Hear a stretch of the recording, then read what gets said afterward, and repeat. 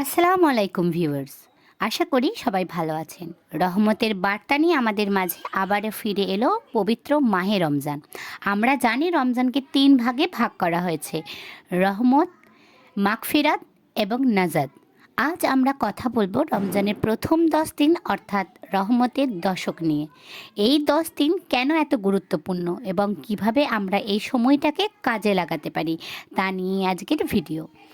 রসুল সাল্লাল্লাহু আলাইহি ওয়াসাল্লাম বলেছেন, রমজানের প্রথম 10 দিন হলো আল্লাহর রহমতের। এই সময় আল্লাহ তাআলা তার বান্দাদের ওপর অঝোরে রহমত বর্ষণ করেন। আমরা যারা সারা বছর গুনাহে লিপ্ত থাকি, এই 10 দিন হলো আল্লাহর সান্নিধ্য পাওয়ার এবং নিজেদের জীবনকে রহমতে ভরিয়ে তোলার সেরা সুযোগ। 1. 5 ওয়াক্ত নামাজ। প্রথমেই আমাদের নিশ্চিত করতে হবে যেন 1 ওয়াক্ত নামাজও মিস না হয়, বিশেষ করে জামাতের সাথে নামাজ পড়ার চেষ্টা করা। 2.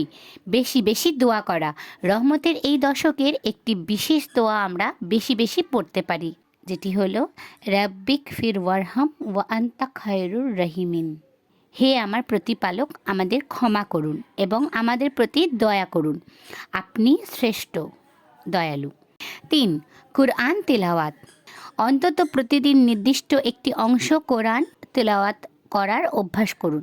অর্থসহ পড়লে এর প্রভাব আরও গভীরে পৌঁছাবে। 4. দান সৎকা। রহমতের দিনগুলোর অভাবী মানুষকে সাহায্য করুন। ছোট একটি খেজুর দিয়ে ইফতার করানো অনেক সওয়াবের কাজ। আচরণ পরিবর্তন। রোজা শুধু না খেয়ে থাকা নয়, বরং জবান এবং আচরণকে সংযত রাখা। এই 10 দিন রাগ নিয়ন্ত্রণ এবং মানুষের সাথে ভালো ব্যবহার প্র্যাকটিস শুরু করুন। ডেলি রুটিন টিপ। আপনার সেহরি থেকে ইফতার পর্যন্ত সময়টাকে রুটিন মাফিক ভাগ করে নিন। কাজের ফাঁকে ফাঁকে জিকির করুন, যেমন সুবহানাল্লাহ, আলহামদুলিল্লাহ। অযথা সোশ্যাল মিডিয়ার সময় নষ্ট না করে এই রহমতের দিনগুলো ইবাদতের কাজে লাগান। বন্ধুরা, রহমতের 10 দিন আমাদের জীবন বদলানোর প্রথম ধাপ। আল্লাহ যেন আমাদের সবাইকে এই সময়টুকু সঠিকভাবে কাজে লাগানোর তৌফিক দান করেন। ভিডিওটির ভালো লাগলে লাইক দিন এবং আপনার বন্ধুদের সাথে শেয়ার করুন, যেন তারাও এই আমলগুলো সম্পর্কে জানতে পারে।